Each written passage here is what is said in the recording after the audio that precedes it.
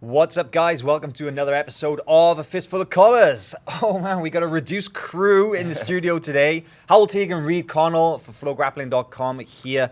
Once again, man, it has been a minute. It's been too long. It's been ages, It's been man. too long since we've done one of these, right? We've been busy. We've been all over the place. It's been hard to get even two of us in the studio, but finally we got two of us. Chase is out gallivanting through Europe again. Again, the guy doesn't stop. Will's Yep. doing some fitness stuff, Yep. CrossFit games or something or other. I don't know. Those guys, they're lifting heavy things up and putting them back down again. So just you and I this week. Just you and I. And you brought the no Nutella shirt. You brought the Nutella shirt. I did. I'm no Nutella, just roots. Just to reiterate, just so everybody knows, no Nutella here. Big shout out to Bushesha. Thank you for the t-shirt right there. Of course, this is the famous patch that he had on his ass in Worlds, right? Yeah. And everybody was like, why does Bushesha hate Nutella? It's delicious, right? Well, do you want to explain what the Nutella thing is? I guess it's like I always say the fake chocolate, right? Nutella's like fake chocolate, so it's like a fake black belt. So it's like somebody who's soft, somebody who's didn't put the work in, somebody who's less than chocolate, less than black belt, I guess. So no Nutella, no soft guys, none of this. It's a rallying cry against the ongoing kind of like, shall we say, pussification of the modern generation, right? And Bushesha's all about that old school, die hard, kill or be killed mentality. And he's like, hey, let's take bring it it back. back. He's exactly, yeah. No, I love it. I think it's awesome that, especially that Buchecha is sort of leading the charge of it. Man, if there's going to be anybody, it's got to be him, right? Yeah, exactly. But yeah, no Nutella here at FloGrappling, that's for sure. We like the old school jiu-jitsu. Yeah. And speaking of old school jiu-jitsu, one of the reasons we haven't been in the true. studio is because we were at Masters Worlds Yeah. in Las Vegas, and that was an absolutely incredible couple of days there, right? Absolutely. Like I always say, man, it's my third time going to that tournament? Yeah, third time. So, man, I really, really love that tournament. I love Vegas that week. It's such a fun week. It's just like this. Everybody from all over the country, all over the world, really comes into Vegas.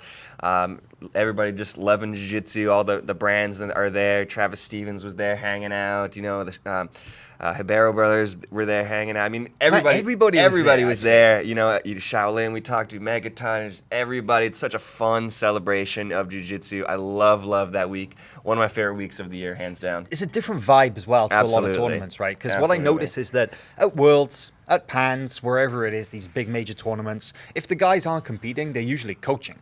So what that means is that they're running from like mat to mat, like coaching their guys through the divisions. True. And at the same time, we're also running mat to mat to like, oh man, there's a semi-final going on here, and there's like a crucial match happening over there, and oh my God, this division's about to start. So we're constantly sprinting back and forth. Yep. Masters Worlds, there is so much happening that people almost take a step back, and they're like, well, I can't watch everything, so I'm just going to kind of soak it all up. Mm-hmm. And people are like much more inclined to kind of hang out, chill, like hang out for like 30 minutes and just chat to friends. And I was wandering around, and there was like, he's Cabrinha hanging out at the Alliance booth with the original Jacare, Homero Jacare, Gigi Paiva, and Fabio Gurgel, just, shooting the shit with anybody who's coming by.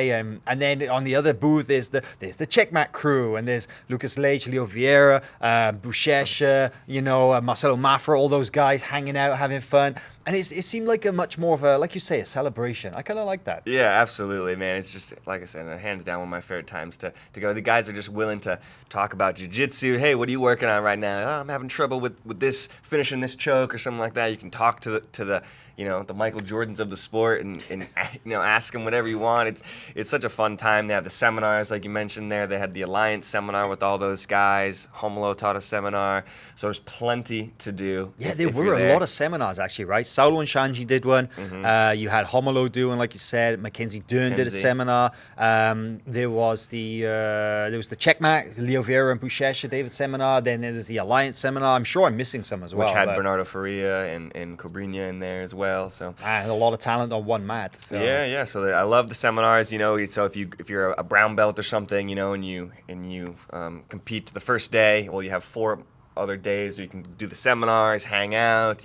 Like I said, Travis Stevens was giving pointers to people. The Hibero booth was cranking. They were doing jiu-jitsu pretty much all day, every day somebody was. I That was like that, the cool. way they had they had a little booth and it was mats. Yeah. And there was like nothing for sale. It was just the Hibero Association guys hanging out, and like at various times during the day, like they would just start up impromptu clinics. Yeah, Right? yeah. And like Travis Stevens would put his gi on, come over, and it would be him and Saulo looking at like gripping strategies while everybody's just like, wow. Yeah.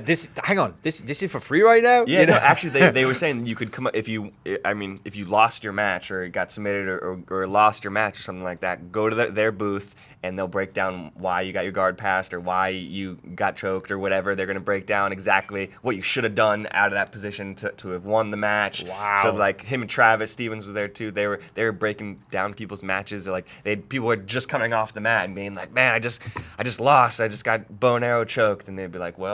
Let's take a look. Let's take a look. Yeah. So I thought that's so cool. That's so Yeah. badass, man. It's such a fun time. If you guys have never done Masters Worlds, if you do one tournament a year, I really recommend Masters Worlds. It's such a fun tournament.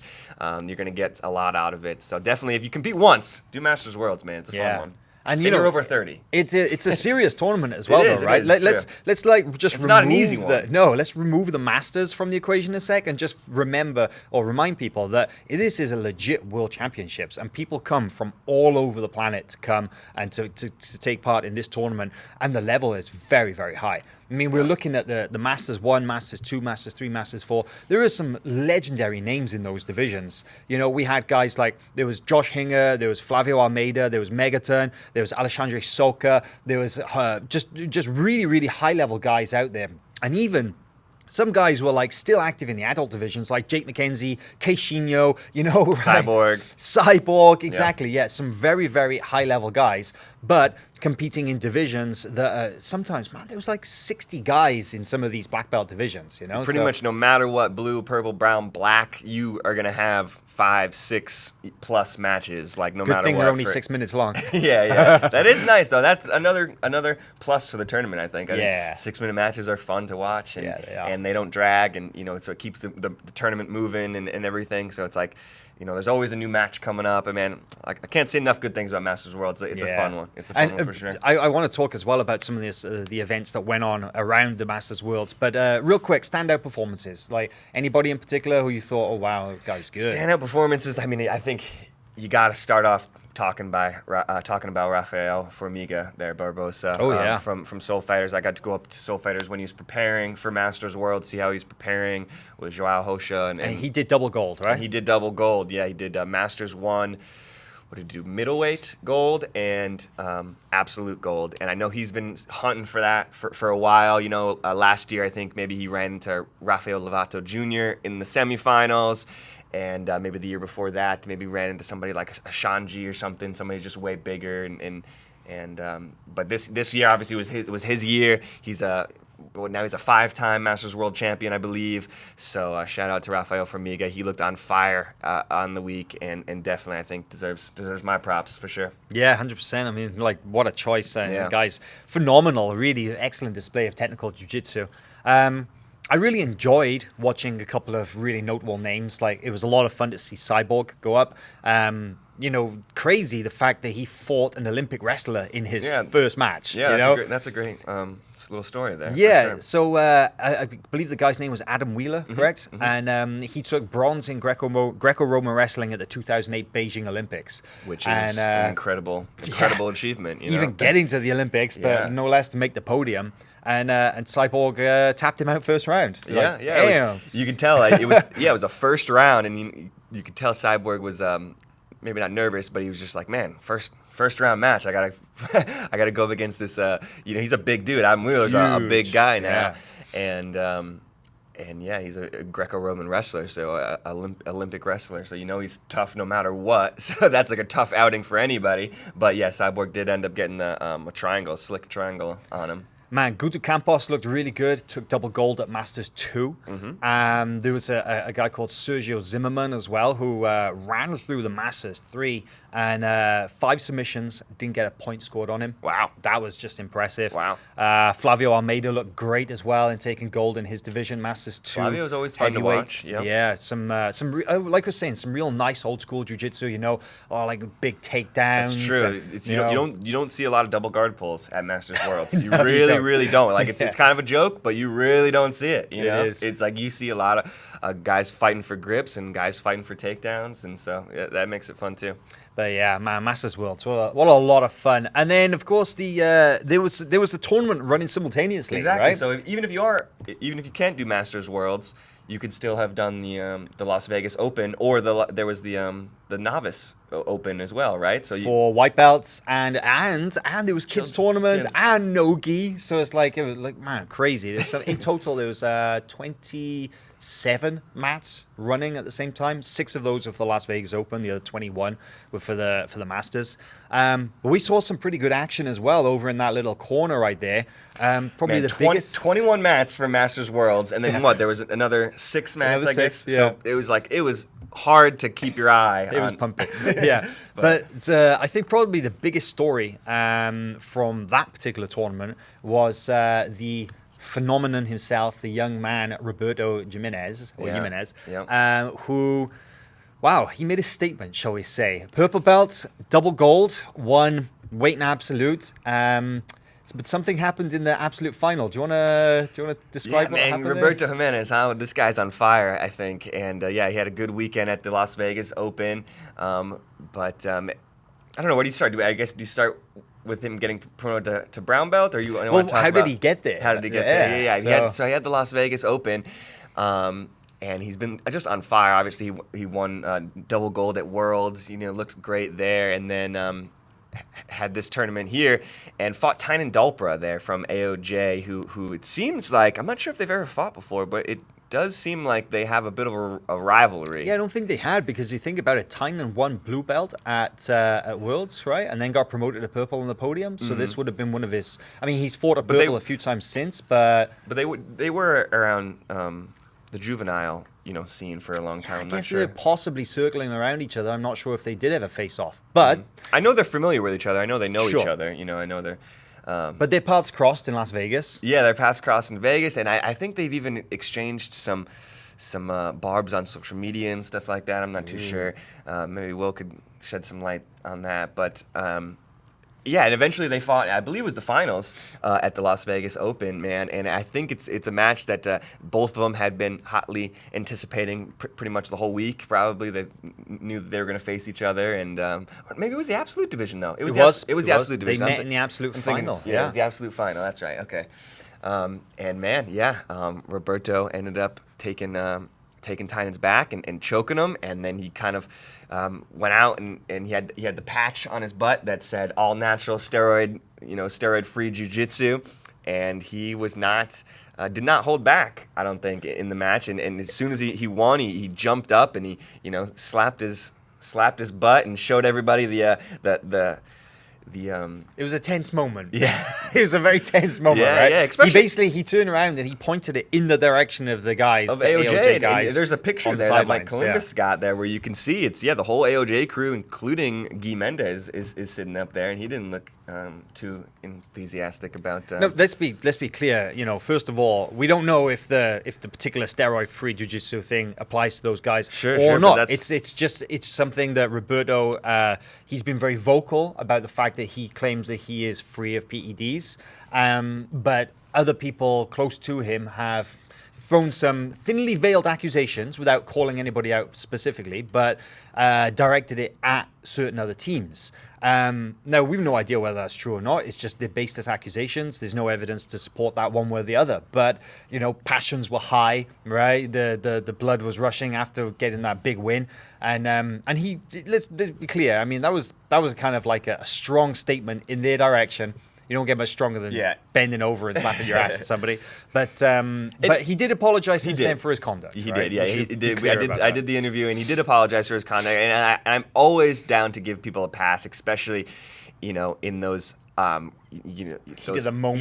really intense moments where the adrenaline is just through the roof, and this guy's trying to choke you unconscious, and you're trying to break his arm. I do think that those are pretty intense situations, and if some emotions boil up in that moment, I'm always down to give people a pass. I think that's fair play. But he did apologize, but he didn't exactly back away from his comments about or from from his Well, no, he doubled down in that he says that it is a problem that exists in jiu-jitsu. in jiu-jitsu right? just generally. Yeah. And I think that, you know, he's certainly not alone in that sentiment, you know. In every single sport in the world, I'm sure people have the same feelings, but in jiu-jitsu, it is a topic that's discussed regularly.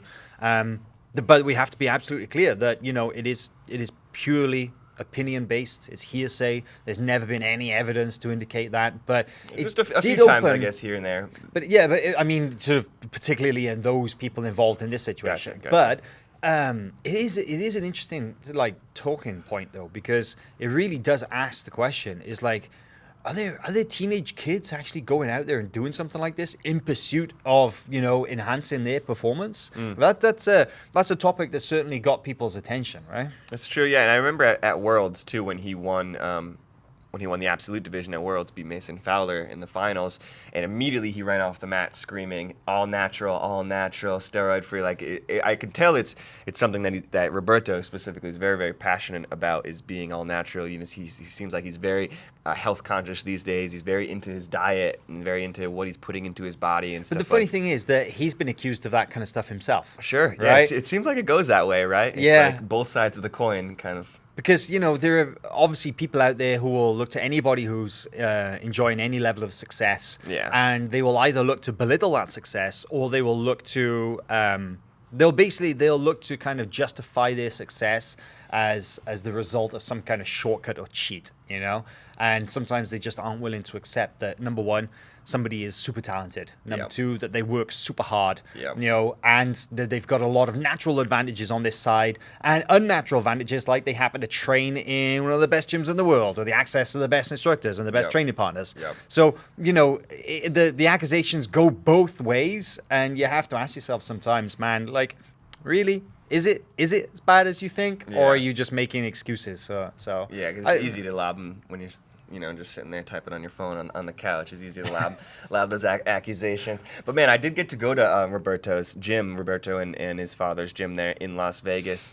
They were running a little camp right up to the Masters Worlds. Cabrinha as well did one in Las Vegas, I believe.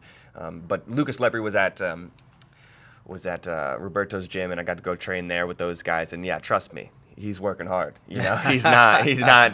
You know, he's definitely working hard out there. He's got Lucas with him pretty much all the time, it seems like. I got to roll with Lucas Lepre too. That was you did? incredible. It was so much fun. Man. It was awesome. That guy's phenomenal. Yeah. I was talking to Roberto, and Roberto was like, when you're rolling with Lucas, it's just like you feel like a yo-yo, and he's the hand, and he's just like yo-yoing you around wherever he wants, doing whatever, you know. It's just like you just kind of along for the ride when you roll with Lucas. But man, that was a good time. Lucky you. Speaking of promotions, there's been another big notable promotion. We missed that out. We missed that, and then after that, he got promoted to brown belt, which is kind of crazy. That's an also crazy thing, because he was basically a purple belt for just exactly 1 year. Yeah. You know, in IBJJF, you know, rules. Purple belt, 18 months. You need to. Yeah, you're ineligible to compete until the 18-month period has been completed. So I think he's been like a purple belt for say 14, 15 months. He said it was basically exactly a year. From August? Yeah. August, oh wow. Okay. August. Right. Yeah, August 2017 was when he got his purple belt, I guess is what he said. So. Gotcha. And so basically, he got promoted to brown belt because his dad, you know, Raul, was saying to us, he's like, well, what else is there for him? It's like he won Worlds, double gold, submitted everybody, 10 opponents, you know, and now he's gone out and he's beaten some of the other. It'd be cool to make him go through that again. Yeah, exactly. I mean, and he's gone out there and he's beaten some of the other best purple belts out there. He tapped out Mateus Rodriguez and Tynan Dalpera at the Las Vegas Open, and those guys are just, you know, absolutely on fire as well. So what else is there for him? And his response was that actually he's going to take a bit of a detour, and he's going to focus on no-gi. And he's going to go to the ADCC Trials, right? Yeah, man, I love this. I love this. I think ADCC next year and the ADCC Trials this year are just going to be absolutely bananas, man. And I think, Roberto said that he's focusing on, ADCC Trials. You know, I think a lot of guys now are going to be switching gears. You know, I think it's officially no-gi season now after Masters Worlds is over. It's officially no-gi season 100%. And Roberto's going to be focusing on ADCC Trials. He told me he's going to be doing ADCC East Coast Trials. So that is incredible news. And he's not the only recently promoted athlete who is got their eye on ADCC Trials, because you were in New York very recently. You caught up with Devontae Johnson of Unity Jiu-Jitsu. Yep. And Devontae just got the black belt tied around his waist. And some people would say, man, about time. Yeah, because right. that kid's kind of been around forever. We were you know? wondering, right? We were asking. Murillo kept everybody on tenterhooks, you know, wondering when he was going to make the move, and that was it. He tied it around his waist, and now Devontae going to be mixing it up with the main guns, man, in the black belt division. That's a big step up, right? Yeah, absolutely. He's a super heavyweight world champion at brown belt, right? So you know, that's, I don't know if he's going to be doing super heavyweight or heavyweight, but, you know, he's a new addition to those heavier weight classes.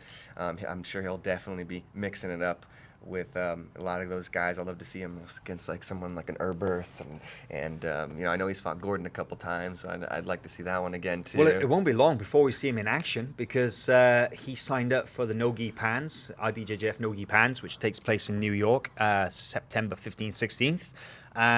We'll wasting no time for his black belt debut, huh? No, I mean, it's in his backyard as well, you know. True. You know, Unity is just right there in Midtown, and this is up in Harlem, so it's a perfect opportunity. And the new No-Gi Pans is such a New York tournament as well. It always brings out like the main kind of like faces from the New York scene. Always a heavy Alliance Marcelo Garcia presence. Yeah. Unity have won the team title, I think, last year, and they were on the podium a few years before. They're always there out. And of course, Renzo Gracie. And they're sending one very, very big name to the No-Gi Pans. Drum roll, please. It is Gordon Ryan. Gordon F. Ryan III, to use his full name. That's not a joke. He really is Gordon F. Ryan III. Third. Man, just crazy to think there were two other Gordon Ryans before him, right? but you know, Gordon is going to be in at the ultra heavyweight division. This is his comeback to IBJJF competition. Wow, the first time been? since November 2015. Wow, November. When, believe it or not, so much has changed. Oh yeah, I was there. Gordon, young Gordon, brown belt Gordon went to No-Gi Worlds 2015 and won lightweight gold. Lightweight gold, brown belt world champion. Yeah. Man, that seems like a lifetime Lightweight, ago. right? Not Yeah. even 3 years, and a lot has happened since then for Gordon. Of course, he became one of the most notorious and most respected It was pretty grapplers much in like the world. like right after that he like Blew up. He like went on a tear, right? 2016 was his coming out He party. decided that he Yeah. was like gonna win everything. He started calling people out, and you know, he just steadily went up in weight. He took on bigger and bigger matches, and obviously, you know, like captured, or was it 3 EBIs? You know, took out a bunch of names in, you know, super fights like Keenan Cornelius and etc. And then, of course, capped it off with one of his biggest, well, the biggest achievement, gold medal at ADCC 2017. Yeah, absolutely. Incredible. Silver medal in the absolute division, let's not forget. Yep. So yeah, and then he hasn't really competed a lot this year either at all. So one match. Yeah. He's had one match all year. Contractual issues, health problems, a number of things have kept him off the mat. And he's back at it now. He said that he wants to go. He said that he's still kind of recovering from the health problems. But you were at the gym recently in Renzo's, right? You saw him training. How's he look? Yeah, I did. He didn't seem ill or anything like that to me. He definitely was out there training with all the guys in no-gi, and then he was afternoon still training in the gi as well. You know, training with a lot of those judo guys that he has at Renzo's. Now that's something well. that I'm sure a lot of people would like to see. Yeah, he's still training in the gi though. That's so he's great. still working on that too. So maybe he will follow through on that. That, you know, those promises he's been making to get in there and mix it up in the World Championships next year. Yeah, it's true. I mean, also next year is the ADCC year, right? So he'll, you know, I'm sure he'll be back to defend his title and be looking for an absolute gold this time around. So you have to think that he's going to be switching to no-gi, you know, full time at some point next year. So hopefully he does get a gi tournament or two, or it would be awesome to see him at Worlds. That would be incredible. Yeah. But yeah, man, like I said, I think ADCC is going to be crazy. Devontae also told me that he's focused on ADCC now. Oh, the trials are coming up. We can expect a coming lot up. of guys to come out for that for sure. But going back to the No-Gi Pans real quick, because it's coming up. It's right around the corner. It's just over a week away. And man, it seems that this is going to be something of a party, because we got a lot of really good names signed up for this. Yeah. Just run through some of them real quick. Of course, we mentioned Gordon Ryan is signed up. You got Kainan Duarte, the up and coming black belt from Atos right there. If you're a black belt and who hasn't signed up for the ultra heavyweight division yet in New York, like, what are you doing? Because everybody else has. Yeah. Gianni Grippo signed up at ultra heavy, but that was a clever little trick, because he basically did that as a way of like, hey, let's just remind people. Making some headlines. You know, I'm a two-time Pan No-Gi champion. This is my home turf. You know, coming back for my third title. And all you guys are talking about is Gordon Ryan, right? And you know, let's just put the guys on notice. So what did he do? He signed up for ultra heavy, but he's going to obviously compete at his natural weight class. He'll go in at lightweight. But he did say to me, like, you know, don't be surprised if I jump in the absolute as well. He did do the absolute division last year. He's done it before, yeah, and for a few times. So.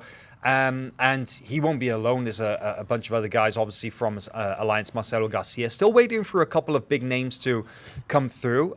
We did hear that Marcus Tanoko is going to be competing as well. He hasn't signed up as yet. Saw Dante's name on there. Dante Leon is in the mix. Enrico Coco, Marcelo Mafra, also known as La Pella, Dustin Akbari. We got Herbert Burns. We got Jeremiah Vance from 10th Planet. We got Jackson Souza. We got Nick Calvanese, Thiago Sa, Rafael Vasconcelos, mentioned Devontae Johnson. We got Tex Johnson.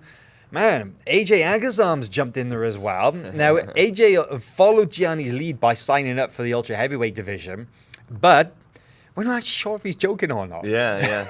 Right? You can never tell with AJ. Who knows? Try sure. to figure out what AJ is going to do tomorrow. That's Good luck. Keep you busy. But he said that he would love the opportunity of welcoming Gordon Ryan back to IBJJF rules competition. No love lost between those guys. Yeah, right? It didn't seem like Gordon was too happy about him signing up for the ultra heavyweight division. He seemed kind of ticked off about it, actually. You know. Speaking of, let's have a look at Gordon's statement on this. I may have to censor some certain words in this. AJ, that you think gives you the right to ask to compete against me. You think I should even acknowledge your existence? The last time you won a super fight against a black belt world medalist, ADCC medalist, EBI champion that's under 80 years old, I was still a white belt. You're nothing more than a poor little midget that's not worth my time to even respond to. But know this, if we meet at No-Gi Pans, I will take your soul. That's a promise. Damn, what a clapback. Those guys used to be friends, I thought. Didn't they used to be buddy-buddy? They used to train together. They used to train together, yeah. Doesn't look like they're too friendly now, I guess. Not anymore, but that just adds some spice to things. I actually really hope that AJ sticks to the ultra heavy now. Of course. I mean, you know, he has a GoFundMe going as well. I'm not quite sure, like, I don't know what that means, but I mean, he's got a GoFundMe going, trying to get people raising money, so you know, to make him and Gordon happen in the first round. I mean, what happened? He raises the money and then bribes the IBJJF to make the first round match. Yeah. Because that's a tough division, man. You got Kainan or Max Jimenez, or you know, who knows. So yeah, they're not the only people in that ultra heavyweight division. It's pretty stacked. So, well, and that's next weekend, right? Next weekend, I'll be there in New York for that one. Looking forward to that. That's going to be streamed live on FloGrappling as well. Nice. Of course, make sure to check that one. There's going to be there's still going to be some more names popping in there, probably. Absolutely, yeah. Sign up date is still hasn't gone, so we're expecting a few more to come on. Women's divisions are looking really good as well. You got Maisa Bastos in at the black belt there as well. She recently promoted after Worlds. Talita Alencar, Heather Aftery, Pachi Fontes. Got some good names. Katrina Perret, Gabrielle Lima. So yeah, it should be interesting all around. But yeah, man, New York's got such that no-gi vibe, right? It does. Yeah, I do love New York. I was in New York for Kasai I don't even know, 3 weeks ago. When was it? 3, 4 A lifetime ago. Yeah, 3-4 weeks ago or something. And got to go around. I got to train at Marcelo's and Unity and Henzo's, and man, it's just such a magical place. And you train no-gi at all of those, right? Yeah, no-gi at all of them. Yep, that was kind of the trend that week for Kasai. Of course, kind of majority no-gi event. But I just learned so much jiu-jitsu. Like, you know, you just go in, get to take a class from John Danaher. It was an incredible experience, and just going in and learning from all those different guys, Murillo as well, and Paul Schreiner took a class with him. I gotta say, if people haven't already, I would absolutely recommend that they go back and they watch your vlogs. Oh yeah, because for sure. The vlogs from that week give a real good kind of feel of what the experience is like to be in New York, and especially in such a kind of the buzz around the event and stuff as well. But it's summertime too. Following you along, you know, on the mat and stuff is just that's quite the experience. No, for sure. You can watch me get beat up in all the vlogs. It's a good time. Yeah, but no, man, it didn't look a good time in some of them. You look like you were suffering. Some I was just in survival mode for sure. You know, you never know what's coming around the corner, so you're just like gotta survive.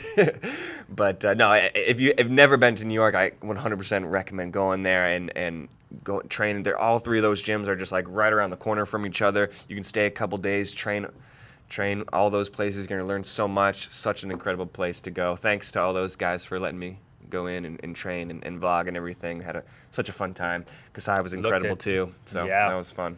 Well, speaking of no-gi grappling, we've got some going on right now, actually, and for the first time ever, we've got the UWW World Grappling Championships taking place. It's in Kazakhstan, of all places, over there in Central Asia.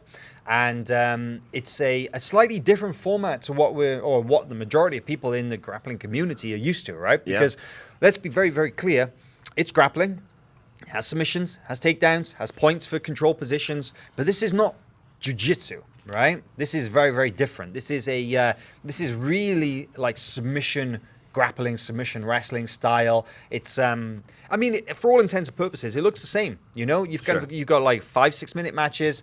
You got, you know, like I said, you got points for takedowns, passing the guard. You got points for sweeps, reversals. You got submissions. But there's just enough difference there to kind of flip it on its head. And we were watching some of the action earlier. What did you think? Man, yeah, we were watching a whole bunch today, and the matches are fast paced. You know, they go. It's a lot of wrestling, which is cool.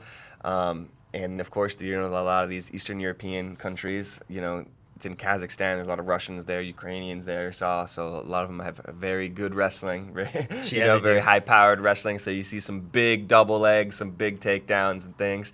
But there's still plenty of jiu-jitsu. We saw plenty of triangles, and that was a slick. We saw a slick. You showed me a slick rear naked choke. No, no-gi Ezekiel. Yes, choke, which you never really see that. Yeah. But today was just what the younger cats. Yeah, today was schoolboys, schoolgirls, cadets, novices, and veterans as well. So the first 2 days are going to be no-gi today, gi tomorrow. And they're going to be basically running through all those divisions. And then Saturday, Sunday are going to be the gi and no-gi divisions, but for the adults. And that's going to be the main ones to watch, Saturday, Sunday. And then that's where the Miyaos are going to be competing, right? We so this is the really interesting thing, right? Now, it's not a case of you just sign up and you head out to this tournament, right? It's not like anybody can just join in. You go. You're representing your country. Mm-hmm. You've been selected for the national team. And Brazil have never really had a strong presence at this kind of tournament, which is crazy considering that, you know, they're the ones who exactly. They're the ones who put it on the map, right? If it wasn't for them, we wouldn't be doing this, right? However, it's, you know, a case of like it has to be done through the national federation and stuff. And this is why a lot of countries, they don't send a team because they don't have that in place. USA send a team. Poland, Italy, Spain, Romania, like you said, Russia, Kazakhstan, Uzbekistan. You know, you'll see Japanese team there. You'll even see teams from countries like Philippines, Panama and stuff. It's a truly international tournament with grapplers from all over the world. Wow. Now, this year, Brazil put together a team. And the crazy thing is that both João and Paulo are competing. And they're representing their country there in Kazakhstan up against some of the toughest dudes out of Russia, out of these Central Asian, Eastern European countries and stuff. So it's going to be really interesting to see how the clash of styles, you know, what it results in, because, you know, Miyaos aren't really known for shooting double legs. They're not? No? I know, right? But I mean, they are some of the best grapplers in the world. You know, they're doing what they do. But it's a whole different challenge competing in like a rule set that you're not used to, and in a country where you don't speak the language, and so it will be interesting to see how that all pans out. I gotta say. And in this one, if you pull guard, the other guy gets 2 points. It counts as a takedown for the other guy. Kind of like right? ADCC, yeah. It's not minus points. It's considered It's just the like 2 points for the other guy. So if you and I come out and if I pull guard and I don't sweep or reverse within 3 seconds, you get the points for that. As if for a takedown, basically. As if it's for a takedown, yeah. Yeah. And another little difference as well is that any reversal, anytime somebody comes up from bottom onto the top, counts as a reversal. So it doesn't have to be a sweep action by the guard. Like if I bridge and roll you from side control, then I get points for that. Really? Yeah. So anytime I get out from bottom and I get out on the top, yeah. Gotcha. It's slightly different rules, right? Yeah. We're so used to the IBJJF rule set, especially I think here. But it is nice to see a new, fresh rule set like the UWW that really rewards takedowns, rewards kind of the more wrestling side of things. They make you hustle because they're constantly on the whistle and they're like, go, go, go. Yep, which is the thing I love about wrestling. Yeah. I think a lot of times the UWW wrestling, they're the same way. 30 seconds into the match, like somebody's hit for stalling pretty much if there's not a takedown yet. So it's crazy as well because there are two big rules which are very, very different as well for UWW grappling. The first one is that they have overtime as well. So if it's a deadlock at the end of the regulation period, then they have a 1 minute overtime. Kind of similar to what you think, EBI overtime? No, almost. You can choose to start. You get a coin toss. Who wins chooses starting position. You either start in the back or you start in an armbar. Okay, but you got 1 minute. If you submit the guy in that time period, you win. It's over. If he escapes, he wins. Oh, that's brutal, really tough. You think about it, right? You don't get a chance to kind of balance that back out. It is do or die, man. If you win the coin toss, can you choose? You choose the position. You choose the starting position, but you have to attack. Oh, yeah, you have to so attack. If anything, you might attack. think, man, I kind of want to lose the coin toss because I could probably defend for a minute easier than submitting a guy with a minute, right?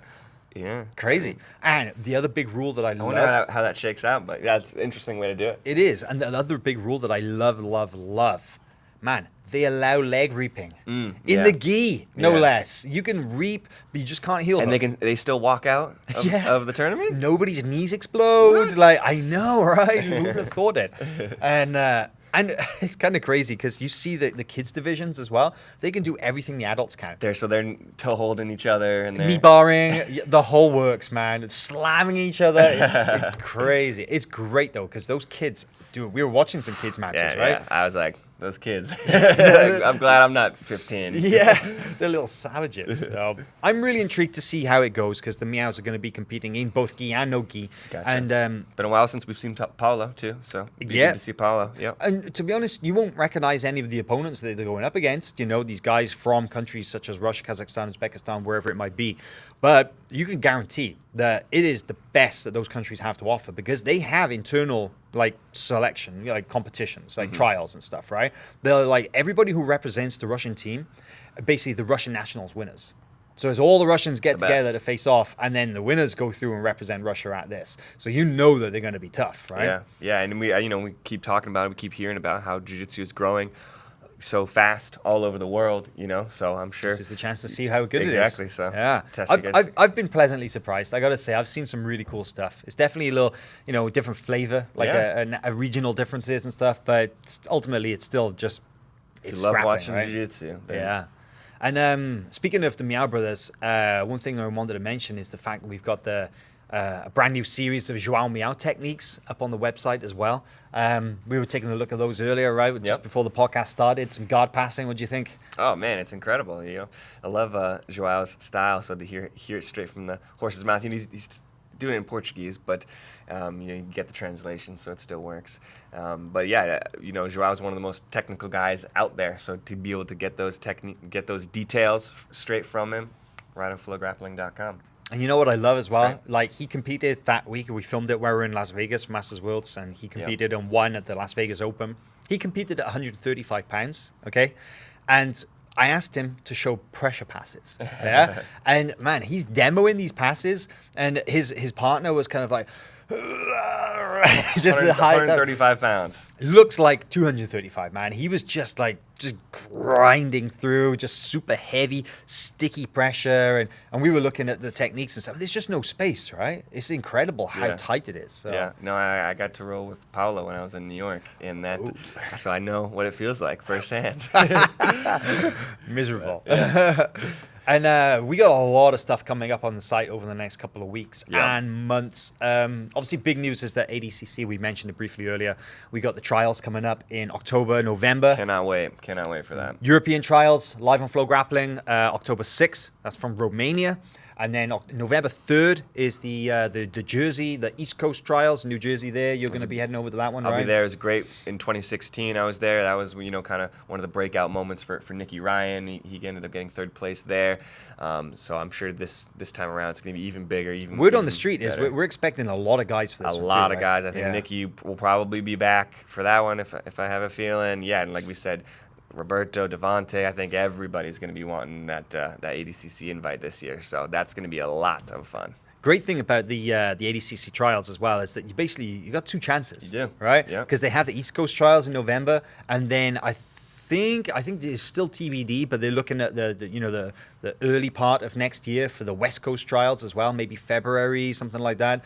But that would be absolutely badass, right? Like, you go to the one, maybe you don't get the result you wanted, so you go back and you maybe get that gold medal at the second one, and you punch your ticket to ADCC. Yeah, last ADCC West Coast trials, that's where we had Gordon versus Leandro, and we had the crazy super fights. That was an awesome event too. So I'm sure West Coast trials will be good this year or next year as well. I'm just getting excited the fact that ADC's coming back around. Dude, I'm so excited about ADCC. It's going to be great. Like I said, it's going to be even bigger this year or next year. So I'm super excited for ADCC trials to get going, definitely.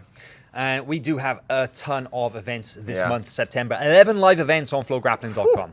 11. That is a lot. So you got some free time. We can fill it up for you. We have got Fight to Win, 85, 86, 87.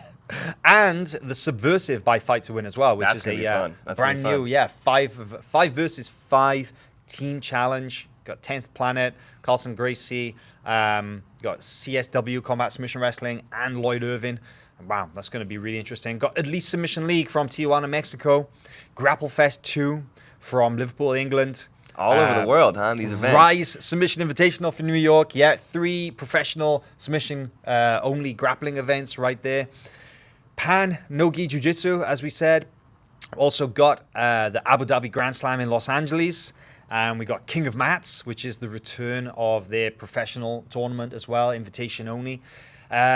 Man, just so much happening in September. It's the perfect time to sign up, right? It really is. It was the perfect time to sign up. Also, we're going to sweeten the deal a little bit, right? We are, because if you want to sign up, like right now, you have the opportunity, very, very limited offer between now and the end of the day, September 7th. That's Friday, September 7th.